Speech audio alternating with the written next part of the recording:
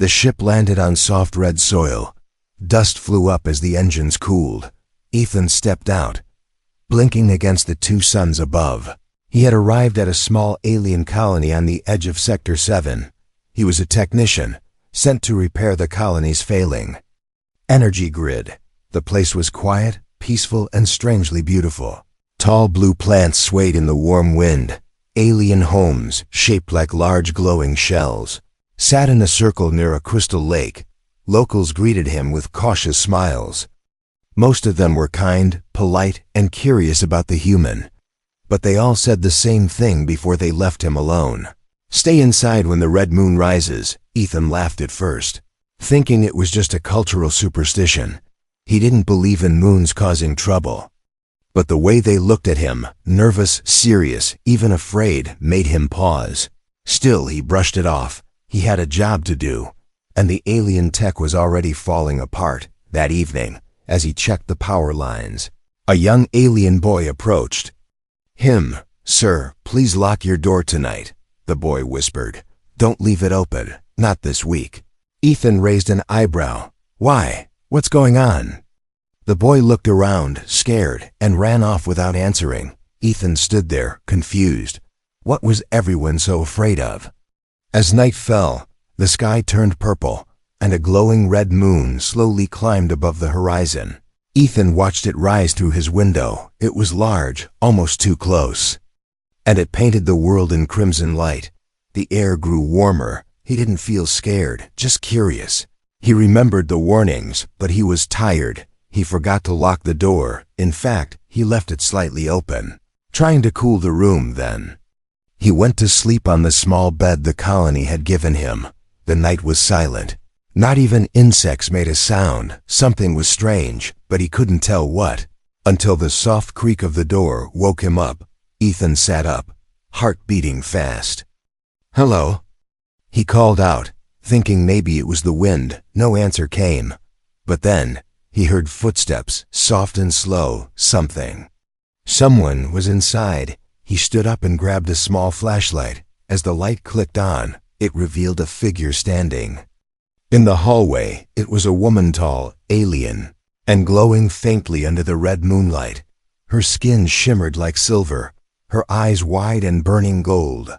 She wasn't afraid, but she looked wild, almost desperate. Ethan stepped back, surprised. "Who are you?"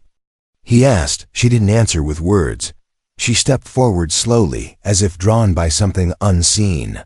Her breathing was heavy, her hands slightly trembling. And then she whispered just one word. "Heat." Ethan froze. Suddenly the warnings made sense, but too late. This was the one they had feared. The alien woman who went into heat under the red moon. But she wasn't attacking him. She looked lost, like she was fighting herself. She reached out her hand, then pulled it back. She seemed to be trying to resist some strong force inside her. Ethan didn't know what to do. He couldn't move, couldn't speak. Then she took another step forward, her eyes never leaving him. "You," she whispered again, voice low and shaky. "You smell like the cure." That made no sense to Ethan. What cure? Cure for what? Before he could ask, she suddenly dropped to her knees. She held her head like it hurt, breathing fast. Then she looked up, tears in her eyes. Ethan knelt down slowly, keeping a safe distance. "Do you need help?" he asked softly. She nodded once, then fell forward, unconscious. He caught her before she hit the ground. Her body was hot, too hot for normal life signs. He placed her gently on the bed, unsure what to do next. The red moon shined brightly outside. Ethan glanced at the open door and finally understood. The warnings weren't just fear, they were truth. And now, the one person he was told to avoid was lying in his bed, silent, glowing, and dangerously close. And he had no idea what would happen when she woke up again. The night had not ended, and neither had the silence in the room. Ethan sat beside the bed, watching the strange alien woman as she slept. Her breathing was slow now, but her body still gave off heat like a furnace. Her skin shimmered with sweat, and sometimes her fingers twitched like she was trapped in a dream. The red glow of the moon slipped through the window, bathing her in soft crimson light. She looked peaceful and dangerous at the same time. He wanted to move, to go outside and call someone, but his body wouldn't listen. Something about her, her presence, her scent, the way she had whispered. Those strange words held him in place. "You smell like the cure," she had said. What did that mean? And why had she come to his door? There were so many homes in the colony, but she had chosen his, or maybe she didn't choose at all. A knock came at the door, gentle but fast. Ethan stood quickly, nervous, and opened it halfway. Outside stood the same young alien boy who had warned him earlier. His face went pale when he saw the woman on the bed. "You left your door open," the boy said in a shaky voice. "She came in. I didn't know," Ethan whispered. "She fainted. She's burning up." The boy took a step back, eyes wide. "She started," Ethan frowned. "Started what?" The boy didn't answer. He just ran again. Ethan wanted to chase him but turned back to the woman instead. She shifted, letting out a soft whimper like she was in pain. Then suddenly her eyes opened, golden and sharp. She sat up, breathing heavy, and stared at him with a look that was both confused and locked in instinct.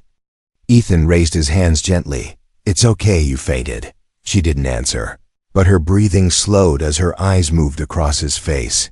Her hands reached for his chest but stopped just before touching. She looked scared of herself. Then she backed away, curling into the corner of the bed. "I shouldn't be here," she whispered. "But I couldn't stop myself." Ethan sat on the floor, not too close, not too far. "What's happening to you?" he asked. She looked at the floor, ashamed. "My name is Sira," she said softly. "I'm not sick, I'm cursed." The word hit him like a cold breeze. Cursed, not ill. He didn't know which was worse. "When the red moon rises, I feel everything too much," she said. "Heat, scent, touch, even memories. They all scream." Her voice cracked as she looked up at him again. "But only when you came." It stopped. Ethan blinked, unsure what to say. "I'm just a technician," he muttered. "I don't know anything about this." She leaned forward, her arm shaking. "You don't need to know. Your presence alone calms the fire." He could see it in her eyes, half logic, half instinct. She was fighting herself, holding back something wild inside her. He stood and walked to the window, trying to clear his mind. The red moon still floated above, glowing like a watchful eye. He turned back and saw her now holding her head again, trembling. "I can leave," he said, "if that helps." "But..." She shook her head quickly. "If you leave, I'll chase you, and I don't want to chase." Ethan stayed silent. This wasn't just about a strange alien ritual or biology, it was deeper. Something ancient. Sira closed her eyes tightly, whispering to herself in her language. Then she looked up again. "I can sleep if you stay. Just stay close." He hesitated, then pulled the small chair near the bed. He sat, not touching her, just being there. Her breathing slowed, her body stopped shaking, and finally, after long minutes, she fell asleep again. But Ethan didn't sleep. He watched the red moon sink lower, and he knew this was only the beginning. Something had started between them, something he didn't understand. But now, there was no going back.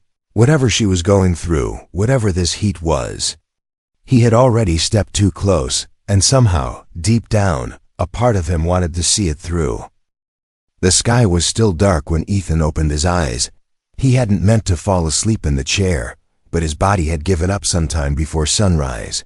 Sira was gone. The bed was empty, the blanket neatly folded, but her warmth still lingered in the air. He stood quickly, looking around the room. There was no sign of a struggle. No noise, just silence. He stepped outside, the ground damp with morning dew. The red moon had vanished, replaced by soft yellow light from the twin suns. The colony looked normal again, clean paths, glowing homes, soft humming of machines. But the people were watching him, not directly, but from windows, doorways, shadows. Their eyes didn't hold kindness anymore. They looked at him like he had done something wrong. Ethan walked toward the power station, trying to focus on work. But before he could reach the main console, a voice called out behind him, "You touched." Her during the red moon. He turned to find an older alien woman, her face marked with age and wisdom. She wasn't angry, but she looked deeply troubled. "I didn't touch her," Ethan said carefully. "She came to my room," she collapsed. The woman walked closer, her eyes scanning his face like searching for something. "She doesn't do that for just anyone," she said. "If she approached you, it means something has awakened." Ethan shook his head. "Awakened?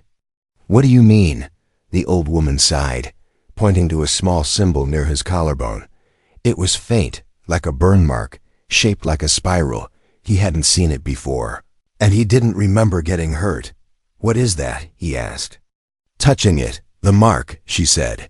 "It only appears when the curse begins to shift." Ethan didn't know whether to laugh or panic. "I'm not cursed," he said. The woman looked at him sadly. "You are now," before he could ask more. A loud sound echoed from the eastern side of the colony. A group of young aliens were running, shouting, their voices full of fear. "Sira!" One cried. "She's gone into the woods." Ethan ran without thinking, past the lake, through the glowing trees. Following the sound of their panic, he found her near a crystal spring. Kneeling beside the water, she was breathing faster, hands shaking, her eyes wide and golden. She didn't look at him as he approached. "I tried to leave," she whispered. "I tried to run far so I wouldn't hurt anyone." Ethan knelt beside her, but didn't touch her. "You're not hurting me," he said. She turned to him, her face full of pain. "You don't understand what's happening inside me." She stood slowly, her body trembling. "My blood burns. My mind is full of voices that don't belong to me." Ethan stared, unsure what to say. She looked at him like she wanted to cry, but couldn't. "My mother was part of the royal line," she said. "They made us strong, but they made us broken." Ethan remembered the old woman's words. He remembered the mark on his skin. "You said I smell like the cure." He asked, "What does that mean?" Sira nodded, slowly. "The curse feeds on chaos," she said. "But your presence is different. It calms everything." She stepped closer, but this time she wasn't trembling. "It's not just instinct," she said quietly. "It's memory." Deep memory. Ethan felt something strange in his chest. Not fear, not attraction. Something older, like a key fitting into a lock. Sira reached out and touched his hand, just for a moment. Her body glowed faintly, and the mark on his neck burned warmer. Suddenly images flashed through his mind, memories that weren't his. Stars, fire, blood. A woman who looked like Sira but wore a crown of silver leaves. He gasped and stepped back. "What was that?" he asked. Sira looked surprised. "You saw her." Ethan nodded slowly. "She's the beginning," Sira said. "The first of our kind. And the first to fall." She looked up at the sky, which had started to turn red again. "The moon is returning faster than it should," she whispered. "Something's wrong." Ethan looked down at his arm. The spiral mark was now glowing faintly. They both knew this wasn't just about heat or biology anymore. It was something ancient awakening through them both. And the next night might not be about control. It might be about survival. Rain fell for the first time since Ethan arrived on the alien colony. But it wasn't cold rain. It was warm, like falling mist from a hot spring. He stood under it, soaked, staring at the sky. The red moon was rising too soon. Just like Sira said, 3 days early, something was wrong, deeply wrong. The spiral mark on his neck pulsed under the drops. It felt alive, almost like it was breathing. He clenched his jaw and walked toward the temple ruins the elders had warned him never to enter. He didn't care anymore. He needed answers. Not more silence, not more fear. And Sira was running out of time. The door to the old temple was carved into the side of a glowing hill, covered in symbols he couldn't read. As he stepped closer, the air changed thicker, hotter. He placed his hand against the stone, and the spiral on his neck suddenly burned. Like fire, the door shifted open with a loud groan, as if it had been waiting for him all along. Inside, the air was dry and filled with dust. but the walls glowed faintly, as if powered by energy older than the colony itself. Strange images were carved everywhere, scenes of alien queens, warriors, and one human-looking figure standing among them. He walked slowly, trying to understand. Then he stopped in front of one carving that made his heart skip. It showed a woman with Sira's face, kneeling before a glowing man with a spiral.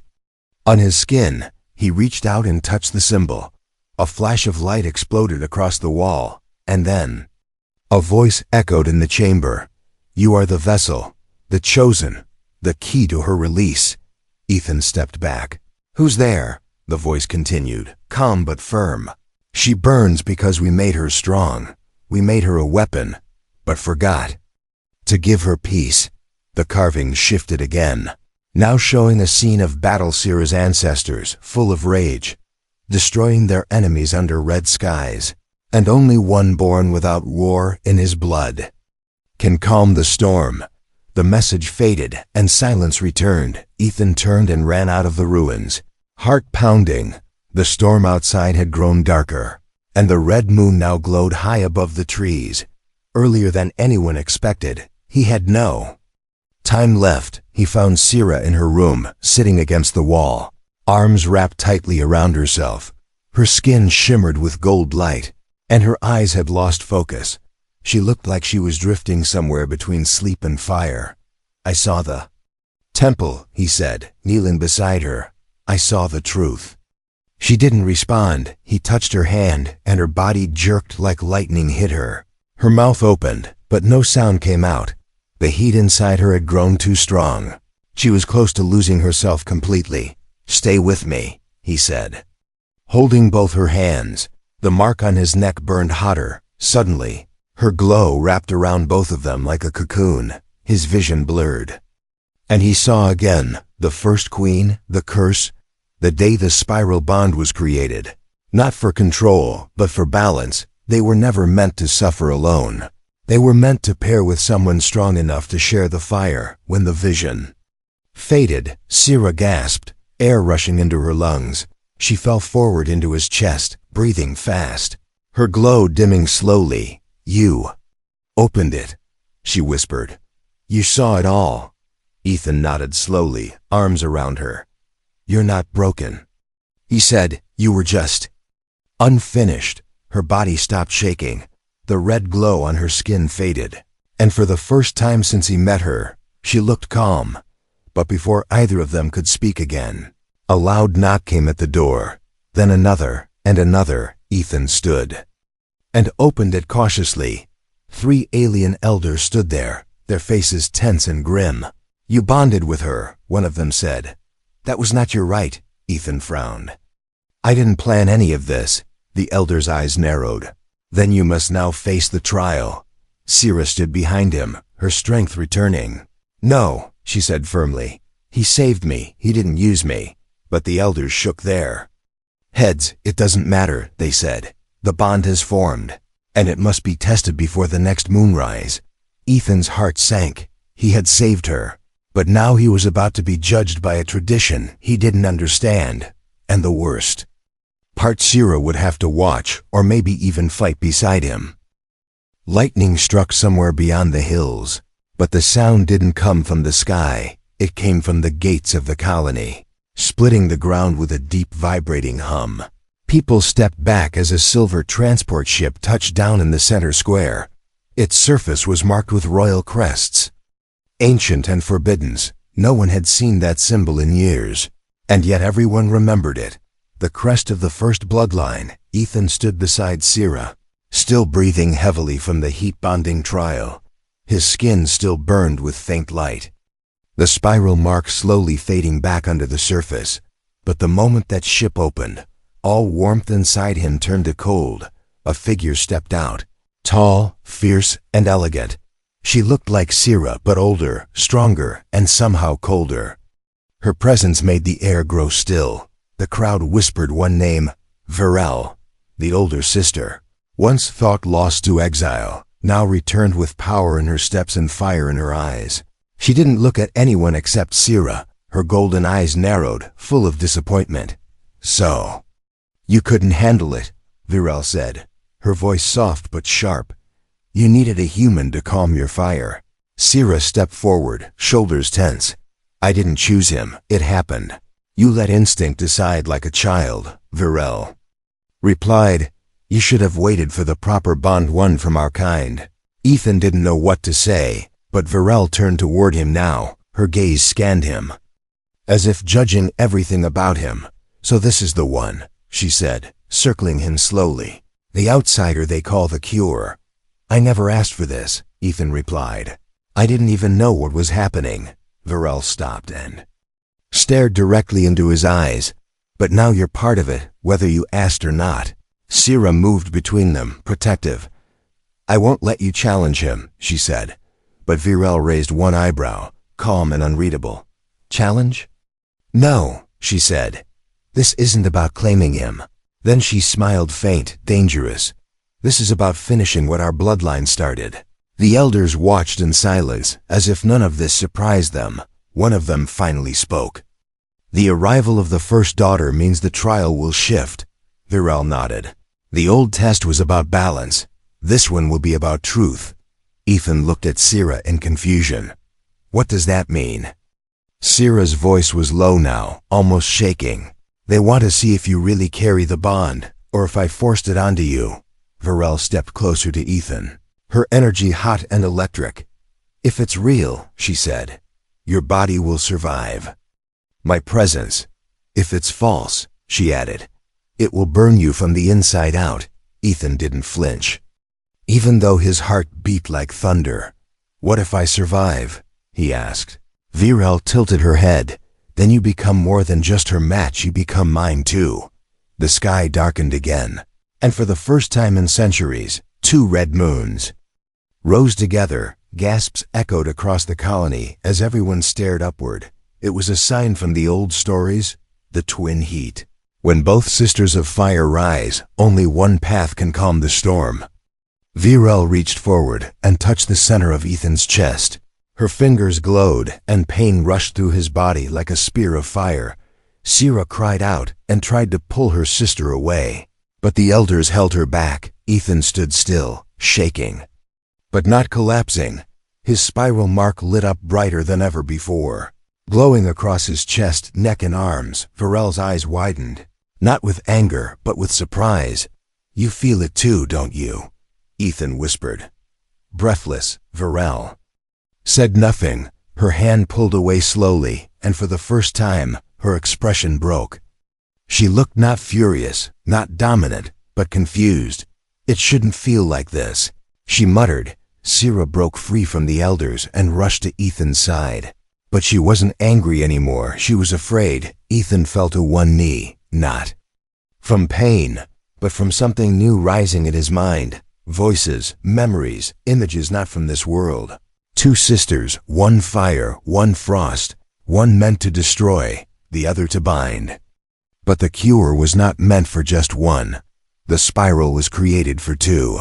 And now Ethan was trapped between them, not by choice, but by fate.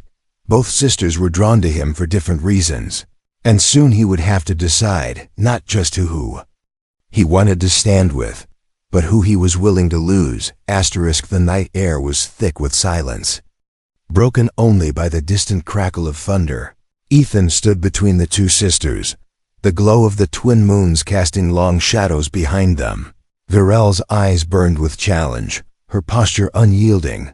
Sira trembled slightly, but her grip on Ethan's hand was firm. The elders surrounded them, their faces carved with age and judgment. This is the trial, one elder said softly, the test of the bond's truth and strength. Ethan looked at Virel, then at Sira. Neither sister spoke, but their eyes told stories of pain, love, and pride. The tradition was clear: only one could claim the bond fully, and the other would be cast aside. But Ethan's heart refused to accept such a fate. The elder raised a hand, signaling the start. Suddenly, the ground beneath them rumbled. A circle of glowing stones appeared around the 3 of them. The air filled with energy, crackling like a storm. The sisters stepped back, and Ethan found himself alone in the center. Voices echoed in his mind. whispering secrets of ancient times. The spiral on his neck flared bright, matching the rhythm of his heartbeat. He felt the heat rise inside him, a fire stoked by something deeper than desire. Then Virel's voice broke through the silence. Cold but steady. Show us your truth, human. Ethan closed his eyes and reached deep within. Memories not his own flooded in visions of alien queens and lost battles. He felt the pain of centuries, the weight of the curse, but also the hope of healing, of balance. When he opened his eyes, the glowing mark on his skin pulsed with power. The circle of stones reacted, sending waves of light into the sky. Virel stepped forward, eyes wide in shock. This is not what we expected, she whispered. Sira moved closer to Ethan, her face softening. You carry more than just the bond, she said. You carry our history. The elder nodded slowly. The trial has shown the bond is real, but it is stronger than anyone believed. Virel looked at Ethan, then at her sister. We must change the way we choose, she said, voice trembling. No longer by challenge, but by unity. Ethan felt a new warmth spread through his chest. The sisters stepped forward together, placing their hands on his shoulders. A brilliant light surrounded them, filling the air with hope. The curse was breaking, not by fighting, but by coming together. As the light faded, Ethan smiled softly. He looked at Sira and Virel. No more trials, he said. Only a new beginning. The twin moons shone brighter. The colony breathed easier, and for the first time, peace felt possible. Asterisk. Asterisk, a single white flower grew in the middle of the ash field. No one had planted it, and no one knew how it survived. But Ethan stood there, staring at it, knowing it meant something. Something had ended, but something new had begun behind him. The alien colony had changed. Walls once built from fear were now lowered. Guards no longer stood with weapons during the red moons, and no one whispered about curses anymore, because the curse was gone, broken by something older than power choice. Sira walked beside him, silent but calm. She no longer glowed out of control. The fire inside her still existed, but it was quiet now, steady like a heartbeat. She didn't tremble around others, and she didn't fear herself anymore. Virel stood on the edge of the hill, her hands folded behind her back. She looked at the stars with unreadable eyes. Ethan walked to her slowly. For a moment, neither of them spoke. The wind passed gently, carrying scents of glowing blossoms and faraway trees. You could have claimed me, he said. I could have, Virel answered. But I would have destroyed myself to do it. She looked at him finally, her eyes softer than before. Sira loved you freely. I only wanted to win. But now I see it wasn't about winning. She added, it was about healing. Ethan nodded, then reached into his pocket and placed a small crystal in her hand. The same one from the temple, now pulsing gently with golden light. The curse came from pain passed down, he said. Let this be the last memory of it. Virel looked at it, then at her sister. For the first time she smiled, not out of pride, but peace. The three of them stood together, not as rivals, not as danger to each other, but as something new, something unknown. The elders approached, robes flowing in the morning breeze. One spoke gently. The bond you formed changed our history. Your arrival was not a mistake, it was a return. Ethan looked confused, but the elder continued. Our first queen's mate was human. He vanished long ago, but his blood carried on, hidden in stardust, until it reached you. The spiral mark on Ethan's neck shimmered again. He touched it with 2 fingers, no longer afraid. So this is why I was drawn here, he whispered. Not just to fix broken machines, but to finish what love once started. Sira stepped closer and took his hand in hers. Her touch was no longer desperate, it was steady. Knowing the moons were gone now, replaced by soft sunlight. The heat cycle had ended, but something stronger remained. Not fire but trust, not instinct, but bond. Virel turned to leave, heading toward a new ship waiting by the lake.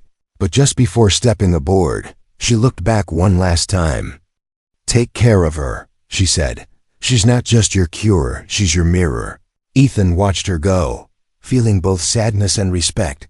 Then he turned to Sierra and smiled. I left my door open once, he said, laughing softly, and everything in the universe walked in. Sierra leaned her head on his shoulder. Then never close it, she whispered. Because I'm staying. The colony began to sing quietly in the distance, a ritual of thanks, not to gods, not to stars, but to change. And somewhere in the ash field, that single white flower kept growing. Just like them, strong, strange, and finally free.